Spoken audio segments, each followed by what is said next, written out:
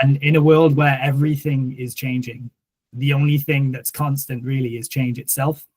Change is inevitable, and really we have to adapt and evolve with it. So it's actually, I'm going to name drop Jeff Bezos. Jeff Bezos is actually famous for saying, what's dangerous is not to evolve. And I'm so impressed with myself that I managed to name drop Jeff Bezos in a remote workers event, despite the office mandates recently. But that's what he said. And it's quite ironic because right now, remote work really is evolution, the very thing he claims that we shouldn't be fighting against, right? And I truly believe that in Scotland, we have a unique opportunity to be leaders in this transformation in the workplace right now. Things are changing so fast. We have to adapt, we have to seize opportunities, and we have to get ready for the future of work. And not just for ourselves, but for the entire nation. And that's generally why I founded Scotland Remote Workers. I wanted to bring together remote working professionals within Scotland to foster collaboration and to ensure that Scotland is ready to thrive in what is really the future of work. So that brings me now to introduce our speaker tonight, the incredible Rod Richmond. Rod is a serial entrepreneur and the founder of Sidestep, a remote job referrals platform. And he's a thought leader in the remote working space within the UK. He's got over 15 years experience in performance marketing, working with top brands like Brewdog and lastminute.com.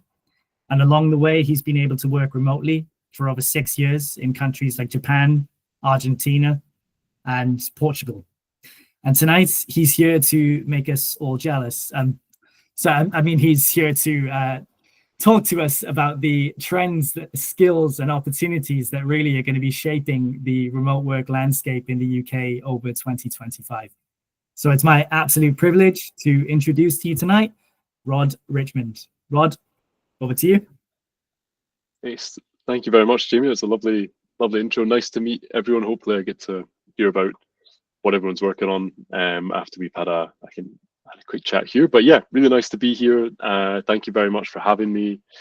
And how we're going to do it, I've prepared a few little slides, illustrations, just to get some of my thoughts down. So give me 2 seconds, I will share my screen and then we'll take it from there. So just 2 seconds. Jamie, do I have permissions to do that, or?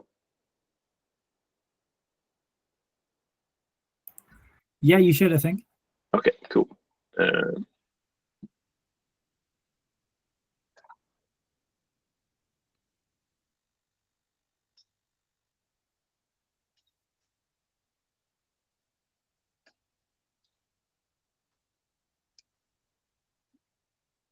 Okay, here we go.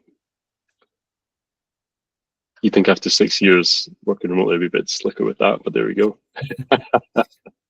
Okay, so hopefully everyone can see my window here. Is that okay? Yeah, perfect. Yeah, perfect. Awesome. Okay, cool. Let's see if this works. Hopefully that's big enough. Yeah, all right, sweet. Cool. So yeah, when I spoke to Jamie about this event, we thought, given that it's the 8th of January, it might be a good idea to have a look at some of the remote work trends that I'm seeing. I'm kind of looking at job postings, job boards, all that stuff all day, every day. I said I've been working remotely for a long time, so hopefully there's some nuggets of information here that we can take away and try, or have a look for tomorrow. And just to set the scene as to who I am and why I'm chatting to you today. My background, as Jamie said, it's about 6 years working remotely. It's obviously started just before COVID. I thought I'll do this for a year and see what happens, and then that all happens, and I thought let's just make it last a little bit longer. So as we go, I'll show some of the photos of my favorite places that I've stayed in for an extended period and done some good work, some with better internet than others. But we'll start with this lovely picture of Antigua in Guatemala, with the beautiful volcano there, which sometimes erupts randomly and see smoke plumes going into the sky. But apart from that, it's a lovely place to work. So yeah, and in my career, my background's in marketing, like Jim said, performance marketing. I set up an agency in Edinburgh. If you're sure a lot of you be living in or have been to Edinburgh, at least. So if you know Leith down by the shore, I had an agency down there, and I exited that in early 2020. And after that, for the last 5 years, I've been working with startups, starting as a fractional CMO, and then I moved on to be a full-time CMO with a scale-up brand in London that was acquired, and I left that job in 2023 to go up and build my idea. In short, I was as a CMO, I hired lots and lots of people, lots of marketers, agencies, things like that. And I was always a little bit frustrated with the options available to me. So it was either stick something on LinkedIn and see who bites, or phone up a recruiter, and then if we do get someone, it's a very, very expensive check at the end of it. So my idea was to encourage that referral process, right? So we all work remotely. I'm sure you all know lots and lots of people you work with, colleagues, existing colleagues, past colleagues that you'd like to refer to jobs.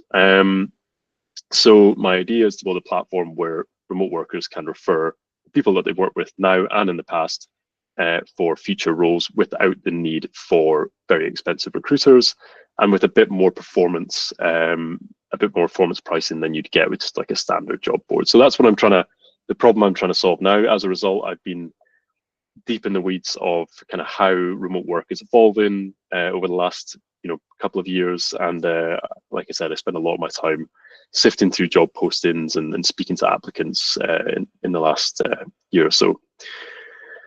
So in the next 10 minutes, we'll cover a little bit about the work trends that I'm seeing, remote work trends, what jobs are popular, industries that are popular, and some of the threats, technology threats and technology opportunities that I'm seeing. I'll go on to cover a few of the tips that I'm seeing around finding a remote job, even if you're not actively looking. I think it's always good practice just to kind of see where you are in terms of salary benchmarking and what other companies are doing, what are the trending tech, things like that. And then finally, we'll talk a little bit about how to apply for remote positions, because I'm sure all of you, whether you're hiring people or applying yourselves, will have been through that situation where you see a job, it's marked as remote, all of a sudden it's just swamped with applicants. How do you stand out in that very crowded environment?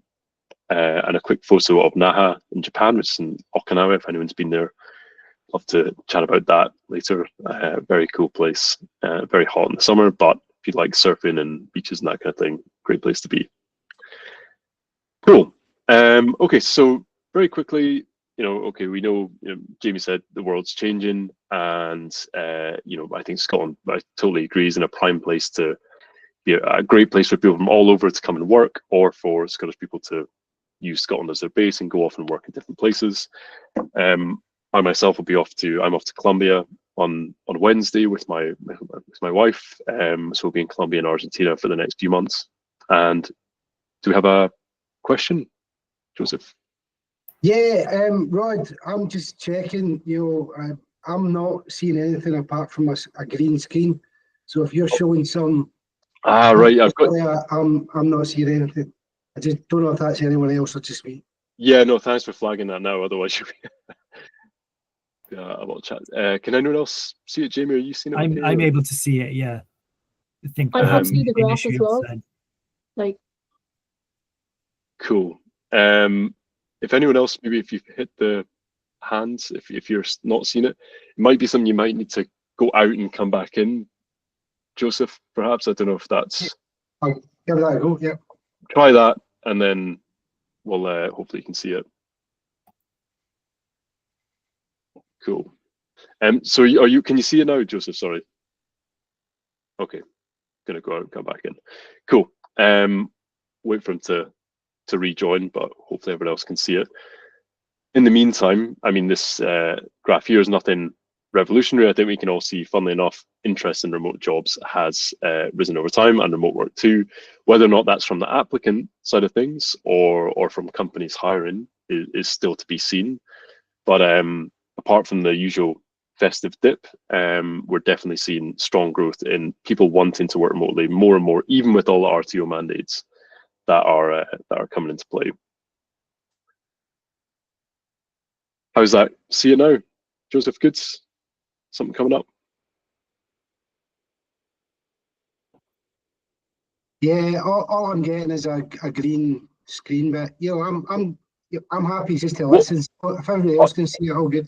Yeah, cool. Well, I mean, what we can do is we'll probably circulate the deck afterwards, so you can see some of the stats, and I'll try my best to describe them. So if it's okay, we'll crack on, and then we'll share it afterwards. At least you can see it then. Cool. All good, Rod. Yeah, Great thanks for stuff. that. No problem. Cool. So what else have we seen? This is again, not a super surprising graph, but looking ahead to 2031, what are the job positions where we're going to see more and more remote job openings? Now, I'm sure a lot of us are working in tech, so it's no surprise to see software developers and things, computer IT, DevOps, marketing managers, those kind of things, sales. Makes sense that they're going to be some of the growing areas. I would just temper this data with, by saying that obviously, I'm sure we've all read about AI's impact on work and how that's just going to accelerate this year. It'd be very interesting to see what kind of jobs are still going to be remote, even when, companies are very quickly adopting AI technology into their workflows, and what seniority of jobs it's going to affect as well.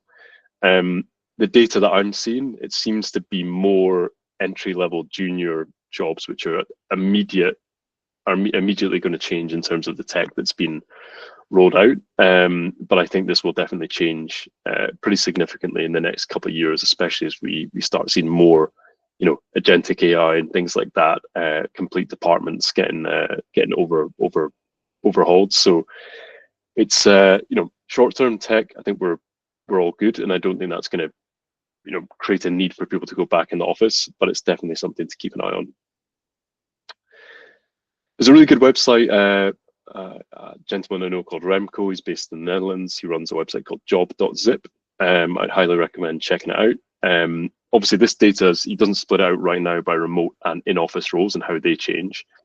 But this is he's just done a report about technology trends in 2024. And, on the topic of AI, we're seeing here the 6 key areas with the 6 highest growth areas over the course of 2024. We've got LangGraph, Agentic, Crew AI, VLLM, AI Agent, Cursor AI. All of those have one thing in common: they're agentic AI related, and also we have Cursor, the editor as well. So massive increase in demand. These are all basically things that are mentioned in job descriptions that he's pulling out. I think he indexes about 10 million jobs a month in his data sets. So anything to do with AI over the course of 2024 has seen a massive steep increase, but you can go in, dig around, see the topics in more detail. And this is just a quick screenshot from one of the trends. He's got some good data there around hiring and number of vacancies, the types of recruiters, the salary trends as well. So this is especially good if you're looking at learning some new technologies, skills, whether that's like a new coding language or library or something like that. I'd highly recommend checking out job.zip. Really good. He's also got a nice trends newsletter which goes out once a month as well, just to stay on top of what are the emerging trends in the job market too. And then, of course, we can't talk about remote work without talking about RTO mandates. This is just my opinion, but I'm very much I know a lot of people running companies, working in startups, and I do see this more of a cause for opportunity rather than concern. Now, of course, there's going to be mass layoffs at some companies, but a lot of them are cutting headcount. It's kind of like everyone come into the office X days a week, and I think a lot of the companies, like we talked about Amazon, they need to shed 5-6% of the workforce. That's a way for people to resign rather than have to sack and then leads to redundancy payments. That seems to be what's happening more in tech than it's a case of like, we genuinely believe people need to be in the office 3, 4, 5 days a week to get the best results or to get the team working well. So here, RTO, I think that should stand for TTUYL, which is time to update your LinkedIn. Because on the bottom right-hand corner here, Joseph, for your context, I've got a little stat, which is, this is from the end of last year. There was a LinkedIn report all about remote work, and it's one of my favorite stats was over the course of 2023, there was a 146% increase in remote job applications. but there was a 46% decrease in remote job postings. So in a year, there's a lot less job postings, but people are, almost 1.5 times as many people are looking for those jobs than the postings that are available. That means it's a very competitive environment, of course. But how long can companies ignore if that's what people want to do, if that's how people want to work? Are they going to lose their best talent if they're not able to offer these flexible schedules? And again, what I'm seeing a lot of dynamic, new startups, slightly new ways of work who've been doing it remote from the start. They might not be able to offer as big a salary as someone who's in the office, a well-established company with all the benefits and everything else, 3-4 days a week. But I think they can definitely compete on their flexibility. So I think it's a really good, as much as, the job postings might be decreasing slightly in the kind of post-COVID bubble, I do think the kind of startups who are embracing it as a true perk are really going to benefit. Okay. And just another trend which I'm seeing is quite interesting is how far down the path are we, all of these remote jobs. We know there's lots of AI tools. I'm sure some of you have used them to get in, to apply for those jobs. I'm not saying those are bad tools. I think there's some excellent AI tools to help, whether it's cleaning up a CV or making sure that you're going to pass a screening threshold. But at what point do we have AI tools screening the CVs and then AI avatars doing interviews, and it's just AI speaking to AI or robot speaking to robot, and that removes the whole kind of personal aspect of applying for a job in the first place. So I think really emphasizes, as we'll talk about in a minute, why we need to think about standing out when it comes to the job application process, rather than just hit the easy apply button, see what happens, keep the CV updated. It's about standing out and using that personal touch to make sure that in a very competitive market, we're not just getting blocked by AI speaking to AI. And a final point here, I know quite a few of you work in tech. If you've not come across it, levels.fyi is a really nice website. Again, it's more US focused, but it's kind of like the job.zip data, good for salary benchmarking and that kind of thing. But they also have a service whereby I think for a certain amount, maybe a couple $1,000, they will do your salary negotiation on your behalf. Again, that's a person doing it, not AI. Maybe not something that everyone would trust, but definitely something cool to check out if you're in software tech, because that's one of the frustrating trends that I see, especially I look at a lot of salary bands and things like that, and especially in tech, we're still way behind where the US is with a lot of their remote roles. And that's the big opportunity of remote work, right? Is it democratizes who can do the job.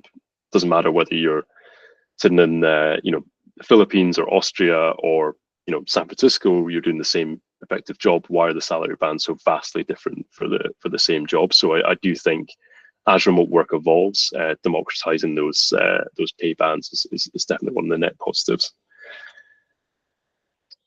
Okay, so Puerto Varas, Chile, as we discussed in detail, that's a beautiful place, probably somewhere I'll try and get back to in the next few months for sure. But I think it's time to talk about, okay, we've seen some of the trends and we know obviously about AI and all the rest of it, but I think we need to look at how we can actually find those remote jobs, whether you're looking for it or not, because I think we're all familiar with this screen here. This is the LinkedIn job posting.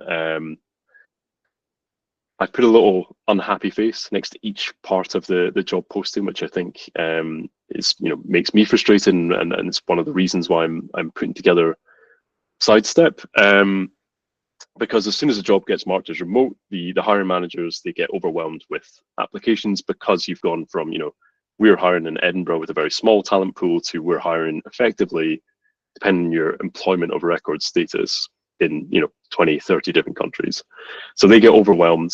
Not good for the hiring manager, not a good experience for them, not good for the applicants who are going to get ghosted or are going to just get their CVs instantly denied with no explanation. And there's a few reasons for this, and this is why it's a big part of what I'd like to get from this is to try and think outside of LinkedIn. I think LinkedIn's fantastic. It's by far the market leader in any kind of job search and job data. But you've got, okay, it's marked as remote.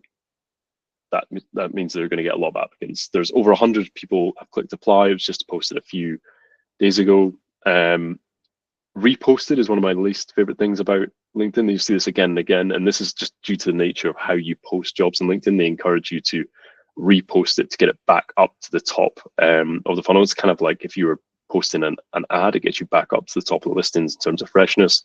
But that job could be reposted 4 days ago, but was initially posted a month ago. So how many hundreds of applicants are they going to get before they decide to stop reposting it and actually go ahead and make the hire?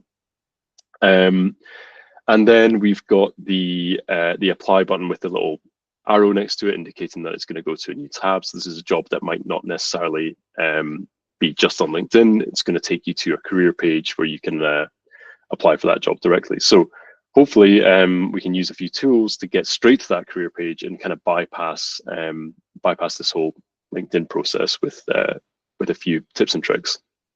So the first thing I would do, I'd highly recommend, is to go niche. There's lots of remote job boards, like I'm sure you've come across Himalayas.app. I think there's a team out in Australia and New Zealand who run that. We work remotely, Remote OK. We all know those job boards, right? And that's fine. But their one niche is we have lots of remote jobs, right? And I think that's great. But if you're working in, for me, it's like a senior marketing role, or if you're a, designer who's an expert at Figma or something like that, you might want to go one level down to get a job board that only has remote jobs that you're interested in. So this is a good website on the right hand side. Job board search. I think it's got like 450, but yeah, 456 different job boards. You can, it's got job boards for. There's one for people who want a 4-day work week. There's one for people who want, DevOps jobs or to work in travel or something like that. And it will filter you down, take you to those job boards. You're probably more likely to find a fresh, unique job on those niche job boards than you are in just a general remote job board. And this is the little tool that I've been working on for a wee while. It's called Boo Search. It stands for Boolean search. So again, if you go into LinkedIn, you type a keyword in, you're going to just see lots and lots of reposts. It's kind of hard to use their filters to get exactly what you need. So my idea with this, you can all go to sidestep.co /tool/boo and have a little bash at it. Basically, all it's doing is very simple. You put in some keyword parameters and you put in the dates and where you're going to be working from and a few other things, and it will return just a Google search URL that you can paste into the search, and it will give you back some more relevant jobs than you might find by just typing it into Google directly. So when you do it, you go from on the left hand side. If you just type in, for example, remote software developer jobs UK, you'll see something like this. You'll get a few Google Jobs listings, and then you're going to get something from like Indeed, Glassdoor, any of the historical job sites who rank really well. You'll get that. On the right hand side, if you use Boo Search, the idea is you'll just get specific jobs. So you'll see the query here is you're looking for software developer, also includes the keyword remote, doesn't mention the keyword hybrids or in office or on-site, any of those keywords that might indicate that this is a job that would require you to be in person. And it also at the end there, which just cut off, it'll have added in the last X days. So all of these results are fresh, 3 days ago, 6 days ago, 4 days ago. Well found, welcome to the jungle, formerly known as Otta, Ashby, Lever. These are all either aggregators or the jobs boards themselves, the career sites themselves. You go straight to the career site for a specific job that you want, without having to go through LinkedIn. And again, the key thing here is the freshness as well, and also making sure that it's genuinely a remote job, because we've all seen job postings where it's like it says job, but the job is actually hybrid. Whereas with this, if done properly, you actually just get the pure remote jobs. And yeah, like I said, directly takes you to the ATS, the applicant tracking system, or the career pages. It's on the left-hand side here. You can save the search as you go, hit the orange button, do a mega search, just does them all at once, rather than having to go and do all those searches individually. But the key thing I know as someone who's hired a lot of people, speed and freshness are really key. So when you put a job up, you're obviously very excited about it, and typically you'll start to get applicants through in the first hour, 6 hours, whatever. In those first 48 hours, that's the key window for getting noticed. So if you can find the fresh roles before anyone else, especially when it's such a wide catchment of applicants, then you definitely stand a chance at getting in touch with that hiring manager and making a connection ahead of the other applicants. Which brings us to my next point, which is all about standing out when we're applying, because the part of the puzzle is really how do we find those jobs, but the next part is how do we kind of stand out in that sea of noise when we're sending an application without just clicking the easy apply button and seeing what happens. So without referrals, so this is basically where Sidestep's at as a platform right now is it's just we've got a couple of tools. I run several job boards, building up the audience, and I'm also working on the whole concept is I'll refer Jamie to a job. I'm not saying that Jamie wants a job, but if he does, I'm saying, I've worked with Jamie before. He's really good at X, Y, Z. If he gets an interview, the company pays a set fee just to interview Jamie. That's the whole concept. Now, that's what I'm hoping will incentivize people to make the referrals. But in the meantime, there's still ways to do it yourself by manually finding referral paths in your network. So what I've got here is just a screenshot of LinkedIn with some of the filters that I've applied. You can only show jobs where someone who works there, or you have a connection in your network who works there. So that's a good way just to first of all see if you can ping someone a message and say, hey, would you mind making an intro to so and so who's the hiring manager, which I usually show at the top here. And yeah, I just think everyone kind of needs to get a bit more clever, rather than as much as you can get a really nice AI optimized CV and all the rest of it. It's the covering letter, I always say, is the most key part of the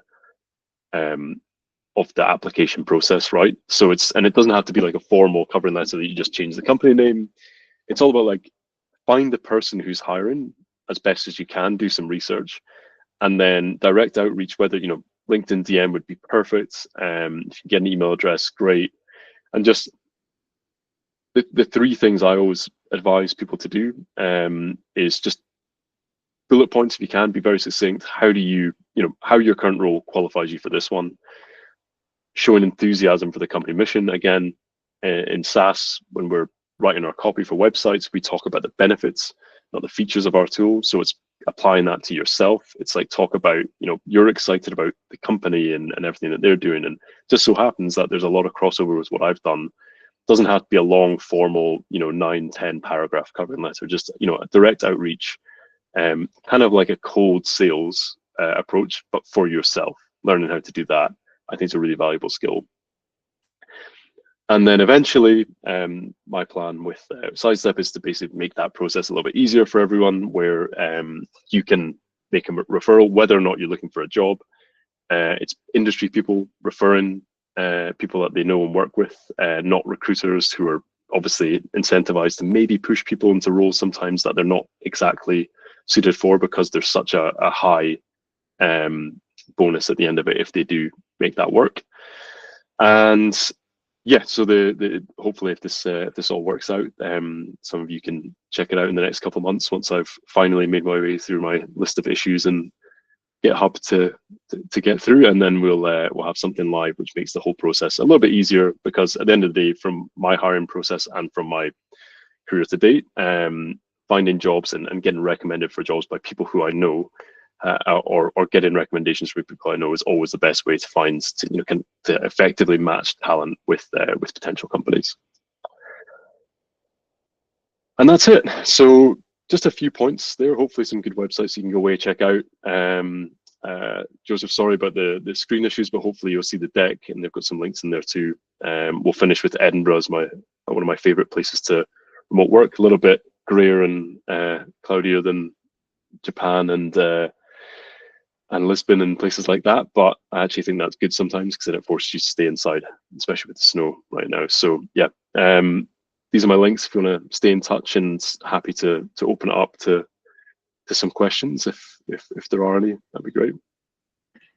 Thank you so much, Rod. That was such an amazing talk about trends, about how to apply, like his things that like you see usually like on like scrolling on LinkedIn or yeah, just scrolling through. And it's great to have a talk around this and you sharing the time to tell us, yeah, like how to navigate all of this.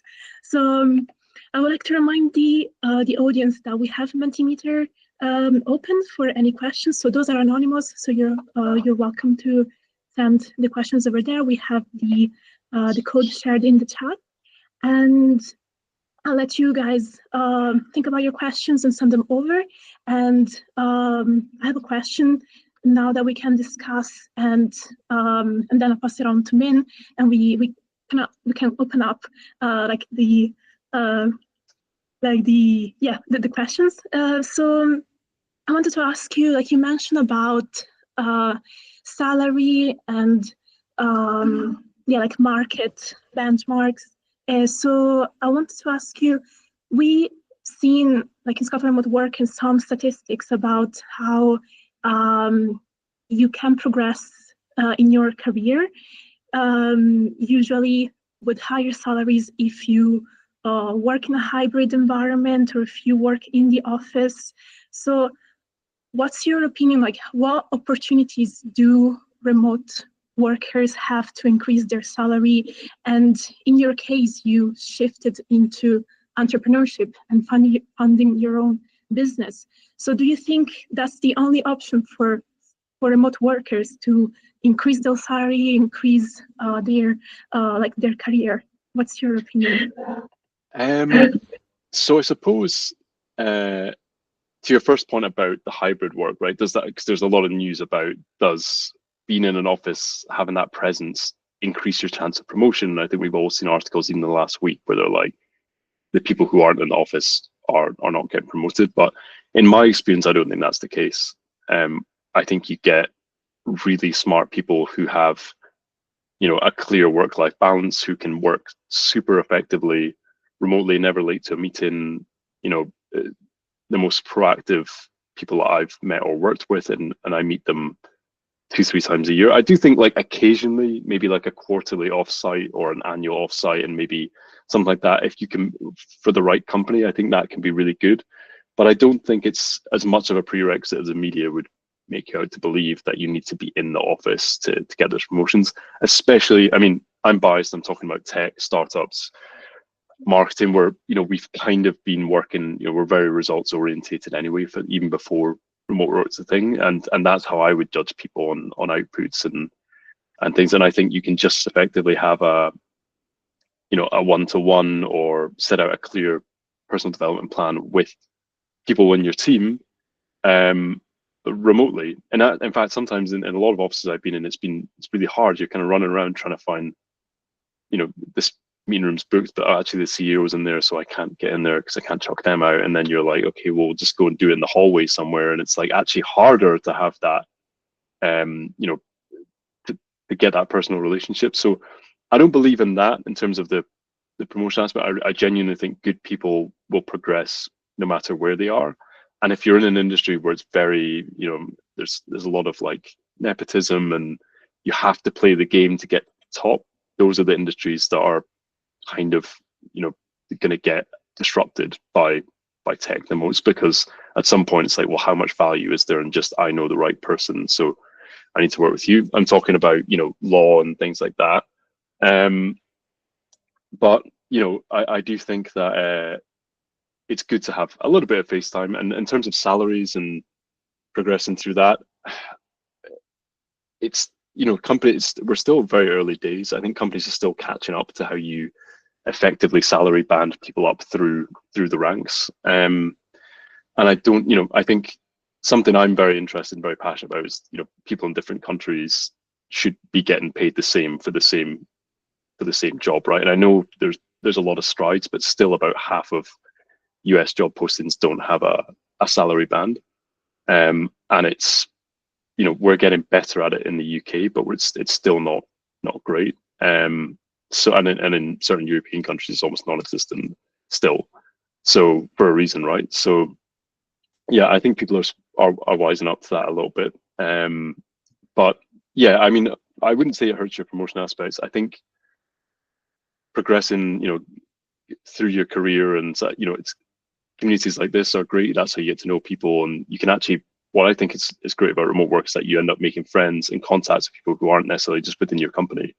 So when you do move company, you're not cutting any ties, and you still have the same great networks. So whether that's going to a meetup in Lisbon, or playing a game of tennis, or actually meeting people who don't necessarily work in your industry, I think that's a great way to progress as well. I love that.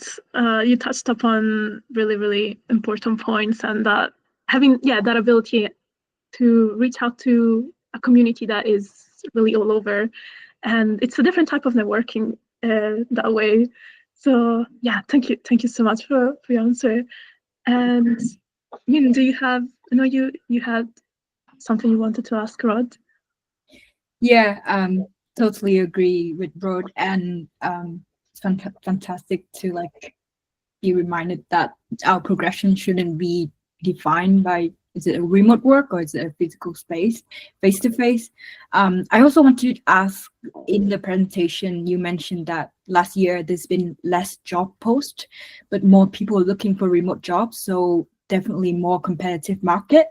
And is the AI versus AI, we can have access to AI, the recruiter using AI, so is the soft skills and personality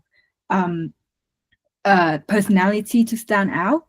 And as a business owner who have interviewed many candidates, are there any specific skills you look for when you hire remote workers? Good question. I'd say, to answer your last bit first, I think that the two things I always look for when someone's when I'm interviewing someone is I just want to see passion for what we do is the first thing. Enthusiasm, like, why do you want to work at my company, or why do you want to work with me? What's interesting about this? And proactiveness. That's the two things. Just kind of get that across in, this is something I built. No one asked me to do it, or this is something I did, and that's the kind of people I like to work with personally. So getting those 2 points across, whether that's in the application phase or in the first interview, I think is massively key to me. Anything else can be picked up in the job, but you can't teach enthusiasm. You can't teach proactiveness. It's at least in my experience. Maybe I'm a bad teacher, but yeah, that's what I find. And then to go back to your earlier point about the applications, the number of jobs posted as fully remote being down, I personally just think that's a bit of a statistical anomaly, as people were, that was data from 2023, right? So we went from 2022, we were still kind of in the throes of things. There was a lot of questions around commercial real estate and how are they going to make those more suitable for where people are going to be based and things like that. So I actually think that's maybe just a slight statistical anomaly. I'd expect it that not as many jobs were fully remote in 2023, and again, the data's still out for 2024. We'll see what that says. That'll be very interesting. But the key thing that jumped out to me is that people obviously want it, right? And what people want, the market will eventually catch up, like supply and demand. You can't have 3 times as many people wanting remote work as is being provided. Eventually, that's how the companies will start to offer it as a perk and be more competitive. So I actually think, as someone, as somebody who's hired or is taught to, I consult with a lot of startups and scale ups, and I'd say that's a real strength to you, but it's going to make you very attractive, and you get to the pick of the best candidates because you're operating fully remote, or you're doing quarterly offsites and stuff like that. So I don't think there's cause for concern. And I think there was another part of the question, but sorry, it's skipped out my head. I've talked too much. Yeah, no, I think you've answered the other part, which is the soft skills, or the skills right. look for. Yeah. But I totally agree with the fact that when the demand is higher, there will be jobs emerging to meet the demands. And I think for sure. Yeah. So that was great. Thank you.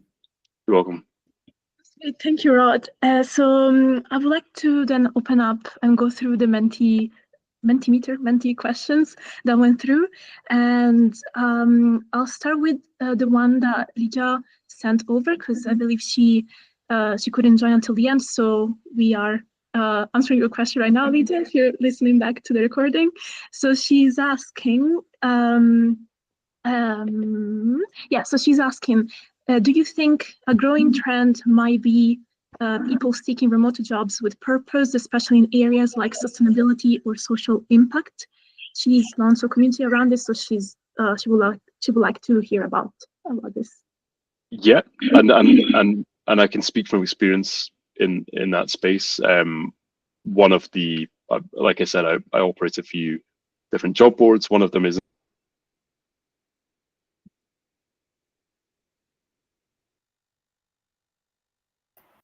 I think Rod's just cut there.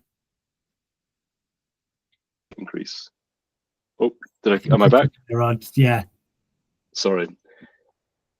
I don't know how much you got, but just in short, I'm seeing a huge upsurge in demand for sustainable green climate type jobs. And I think that kind of goes hand in hand with the remote work. There's an element of it which is like there's a lot of aspects to, in office work, which is maybe, for a lot of people, removing the need to commute is a good thing. Unnecessary office space in the middle of cities that people don't use a lot is a good thing. So yeah, I think that's one of the key industries I'm seeing real growth in. There was a little bit of uncertainty back in November with the election in the US, where it started to, people were, we're not sure what Trump's policy is going to be about. He's kind of been quite outspoken about the sustainability sector, and he wants to cut a bit of the finance there.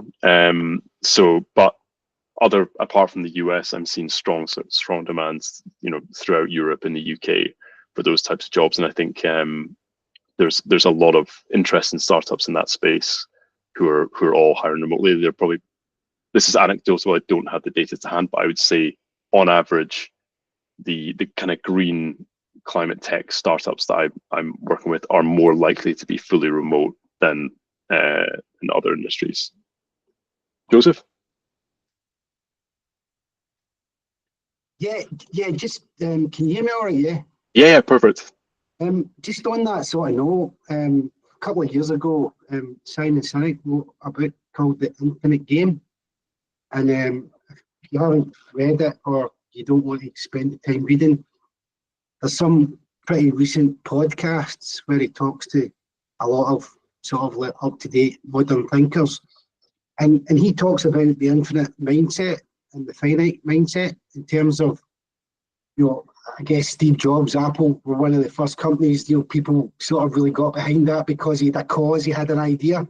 And so what you guys have been doing, are you seeing a trend, especially with remote workers who, I guess, have the opportunity to basically work wherever they want to live, but starting to target organisation and partners that have a cause? I know you're talking about the green issue and about the planet and stability, but I think now there's a lot of people who want to work with organisations and partners who put people before profit. And I don't mean working for non-profit organisations and charities, but when it comes to the big decisions, are you seeing a trend where people are more likely to invest their time, even for maybe slightly lower salaries, but just so that they're working with the right individuals? Yeah, massively. Yeah, and I think it's a good point, because there's a lot, obviously within the climate sustainability space. I'm also, I see a lot on that job board search website's really good if you look at for like impact jobs and NGOs, volunteer, just good causes. There's one in Canada, I think it's goodwork.ca, does a really good job, and it's just, I think like if we rewind 15 years, not even 15, 10 years, right? I'm looking for a job in Edinburgh. I kind of have to make do with what's in Edinburgh, right? Even if I am a software engineer or a marketer, it's like, well, I have to do that for a company. And whereas now I can kind of pick and choose. Not that you could work for anyone, but I would rather personally take a slight pay cut and work for something I believe in, especially if I prioritize remote work, that says about me that maybe I'm also somebody who prioritizes my life, part of the work-life balance. So it kind of goes hand in hand, that mindset, I think, with, you want to do something with a purpose. And I think the companies who are doing really well with hiring remotely and keeping, it's not just about, it's easy to hire remotely, but keeping the staff for 2, 5 years and longer are the ones who have have a clear mission that people can get behind, because you're not in the office every day chatting about what the company's doing over a cup of coffee or going out for lunch with your colleagues and having a little chit chat. You have to have a strong mission within the company to keep people bonded and staying for a long time. So I think those companies are the ones who are going to do really well, and I'm definitely seeing that as a growing trend. Yeah. Brilliant. That's great news for me. Yeah. That one soundbite has made this whole thing worthwhile. I've enjoyed Excellent. all of it, but that's great news. Thanks Great. for. No problem. Good question. Thank you. So there's one question here with 4 upvotes that people want to ask you. So you mentioned about salary inequality. Do you think increase in remote jobs will lead to company hiring from countries where they can get cheaper labor with higher competition for us in UK, Europe, or the US? Yeah, 100%. I think we're still way behind especially in tech. Like, we're way behind. There's such a massive gap, and that gap's only going to close. It's just a matter of time. I just don't think, at the end of the day, most businesses have a very close eye on the bottom line, and labor, staff, that's your biggest overhead. If you can get someone to do it, we're all used to the remote way of doing things now. If you can get people to do it for a bit cheaper, not for a bit cheaper, but I'd say bring up the salaries of the people in developing countries to be closer, right? And it trickles down into everything that people do, into the communities, into the cities as well. So I think it's just a good thing that gap will close. I'm not saying that it's just going to be it's a race to the bottom. I think it's just a case of it's just an overall evening up. So yeah, I just think it's a matter of, we're still so early with all of this. I think that's the thing. It's like, I think some people panic. You look at the data and you're like, wow, why is someone in San Francisco getting 350k and it's 35k in Glasgow? It's like, well, it's, we're still quite early days with all of this. So I'm hopeful. Maybe I'm overly optimistic, but I'm definitely hopeful that gap will close a lot more. It makes sense. Capitalism, right? Yeah, we're all hopeful that it will come to like where we have like the medium. Yeah, thank you for that. Yeah, that would be ideal. Thank you, Rod. So we can see that there is another upvoted question, and I'll read it out for you. But if the person that asked this question wants to come off mute, feel free to do so and ask the question. And yeah, if anyone wants to add anything else. So I'll start reading, then you can come off mute if you like. So the question is, I have an environmental background and I want to be able to work remotely and travel, but I cannot find any work. Should I retrain in social media or marketing? It seems that's where all the jobs are. Good question. I guess without knowing specifically what the role was that you're doing within those sustainable companies, it's tricky for me to say what you should retrain from to social media and marketing. I think it's always good to have a working knowledge of those fields, just because there's certain things that we can look at and be like, we're probably going to be still doing that in 5-10 years time. So it's always good to have a working knowledge.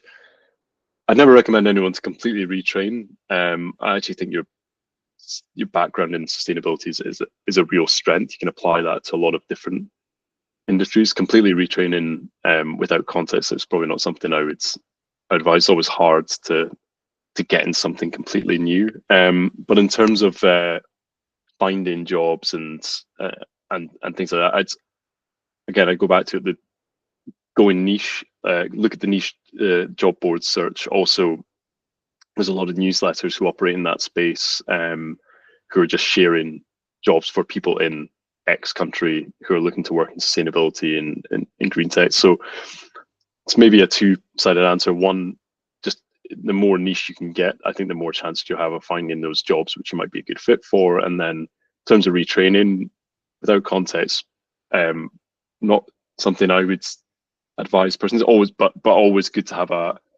working knowledge. And there's a lot of good up-to-date courses on Udemy, or spend $20 on a Perplexity monthly subscriptions, up-to-date data. And what I'm finding very useful myself is when I want to learn something is spending 2 or 3 days coming back to it, spending an hour coming back to it, a conversation with a well-trained AI model with some additional context that I can paste in. Here's 6 articles, digest them. I've got some questions around how this all works. It's maybe a bit more of a cost-effective and enjoyable way to learn something new if you wanted to get more into the social media marketing side of things. That was really, really useful. Thank you, Rod. So I think we will now come to our last questions from Menti. What could you share your experience in direct outreach to recruiters or employees of the remote company on LinkedIn DM?